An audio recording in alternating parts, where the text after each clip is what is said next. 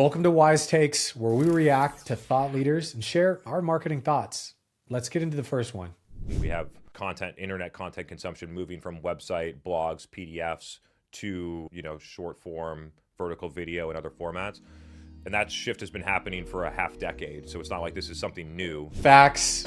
Chris Walker is telling it like it is, as he usually does. And it's true. People are consuming a lot less static content relative to video content. People still are reading a lot, but they're watching even more video content. And that's a trend that if you don't hop on, you are going to get left behind, and your competitors are going to be creating video content while you're still trying to ChatGPT or Claude your next dozen blogs. The thing I like about this is that it allows people who are extremely busy, who are scrolling through their feed, maybe opening an email, getting a direct message, the opportunity to consume something that is concise and straight to the point, or disregard it and move on. And it just makes it a lot easier. And I mean, one of the benefits is static content having 10% retention, video having a 95% retention. And for me personally, and a lot of other creators, it's way more efficient to create video, whether you do it in-house or you have the right agency, but something we highly recommend. Now, the other thing that he mentions, which is really powerful, is the SEO game is changing. Search engine optimization. Well, what are people searching in? The second, and I think eventually the most search engine, is going to be YouTube and all of the other channels of social where people go looking for content or follow influencers. And so even though SEO has been this on-page, off-page, meta title, backlinking, domain authority game for years, people are being forced to have to go down the direction of video content. And something we tell everybody is you can stack those. You can create a vlog or a video post with the transcript laid out below, re-summarized, and then you get 2 for 1. You get the video content and the static content. So this next video is probably from one of my favorite brand marketers by the name of Chris Do, who used to run an agency called Blind, who is now on a mission to help over 1 billion graphic designers at the future. Let's check it out. You just become more of the same.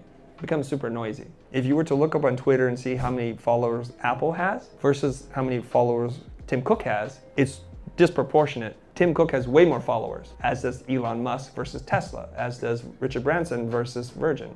So it's telling you something here, that the people who have mastered building a personal brand have created outsized influence that their company benefits from directly and indirectly. So if you focus all your energies on marketing and doing more advertising, you might be using your money not as smartly as you could. What I would do is to hire people to help me build my thought leadership so that it grows this big.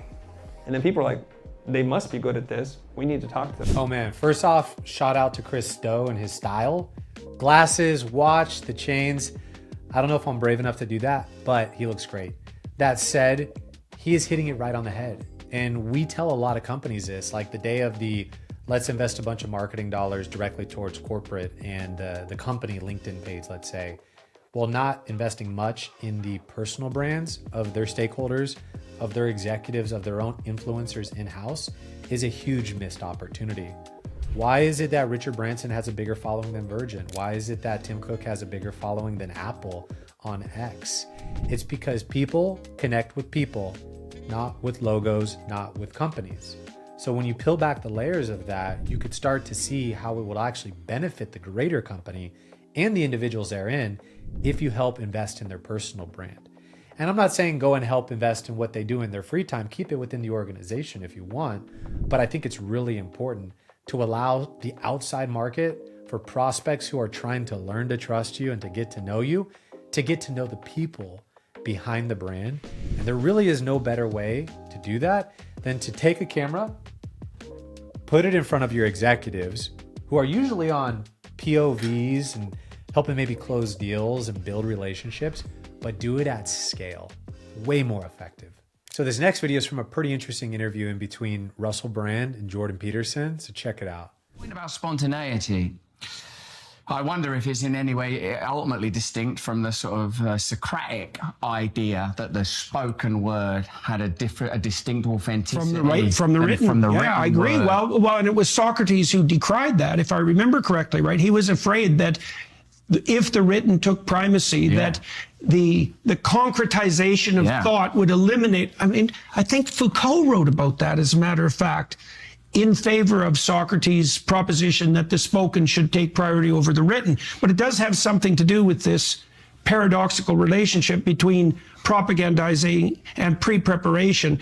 And see, it isn't obvious to me that you can lie effectively, spontaneously in a conversation. So the part of this video that really caught my attention, and I just want to point out, I probably understand like 1 out of 5 things that Jordan Peterson says on average. He's a really smart guy, but I kind of grasped this and it stuck with me. And what he said was it's very difficult to lie consistently over a long conversation. So what does that tell us? When people go and they listen to podcasts, they have the opportunity to listen to someone talk for not just 1 or 2 minutes on a scripted video, but to see an open dialogue. And that allows this outside audience to be able to assess if you're trustworthy, if you know what you're talking about, because it's harder to dupe them. Definitely a lot harder than to dupe somebody is if you were to come in and write a very scripted essay and publish it as a, let's say, an ebook or a white paper. But to be able to get on camera, to sit down and to share or profess your product and what it is that you're building and do it consistently is one of the best ways for us to be able to assess if somebody is telling the truth. And it's an amazing asset to build if you are telling the truth, to leverage that kind of content when you're doing that. And once again, we got Chris Walker, the guy with probably the best hair in the marketing game, with another great video for us to check out. And when you think about adopting a dark social content strategy that many companies have used very successfully, Clary and Hockey Stack are 2 that are doing it very well today. So you say, okay, our customers are using LinkedIn and they're listening to podcasts and they trust these influencers. And so we're going to build a revenue and marketing strategy that involves those people. And we're going to use that in the revenue strategy. And then what is the most appropriate way to measure whether that strategy is working or not is not by using digital touchpoint-based attribution. And so you would come up with a different attribution strategy if you put it in the right order of sequencing. And you would build something that's a lot more custom to your own strategy versus just using a out-of-the-box blanket. This is how we measure B2B marketing, and every company's been doing it for the past 10 years. Dark social, as Chris just said, has become a thing where with more heightened privacy, and especially in the cybersecurity space, but very much so in the tech space where people have their privacy blockers on, they don't want to click, maybe they will leave a comment and engage, but they don't want to be sold. Companies do have to move away from exclusively looking at last touch attribution and assuming, oh, Google was the source of the lead, when really it was them coming to your event, watching your video content for months, and then finally Googling your name, and then assigning the wrong value to the final click. So companies should look at building a more sophisticated and robust way of measuring that. I think a really easy one initially is in your lead form or your demo request form.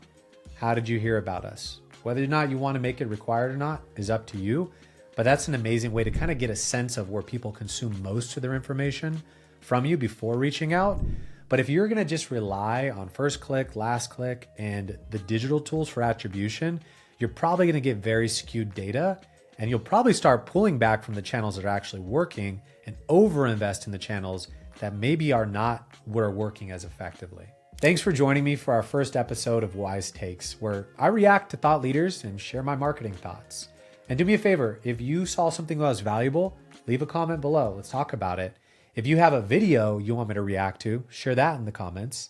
And hey, if you wouldn't mind, subscribe, hit the notification bell, and I'll see you on the next episode.